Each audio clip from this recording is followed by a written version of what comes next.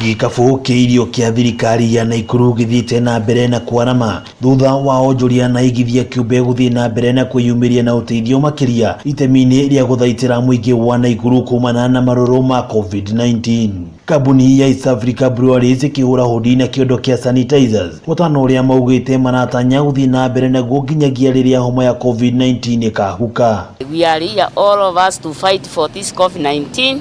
And we must support each other. That's why we have come as a breweries team, Kenya breweries team, to support, and we want to fight it very clearly for the better of our country. COVID-19 has become a serious problem to this region, and it has affected so many families. Kambuni ya Kengen ĩgĩtambũrũkia guoko guotana na kĩoho kĩa irio na iria nĩ cia mũigana wa ciringi milioni 1, makiuga ĩno nĩ njĩra ya gũcokia guoko kũrĩ mũingĩ. This gesture here today will go a long way in actually supplying the foodstuff to the families that are mostly affected and those which are actually in great need.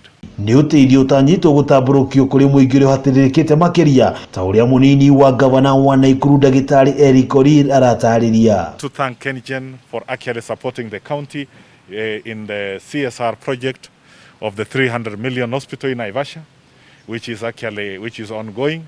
It's actually very important. We want to say it. We appreciate what you're doing for the communities around there, and we want, as you have just said in your speech, these donations are never enough.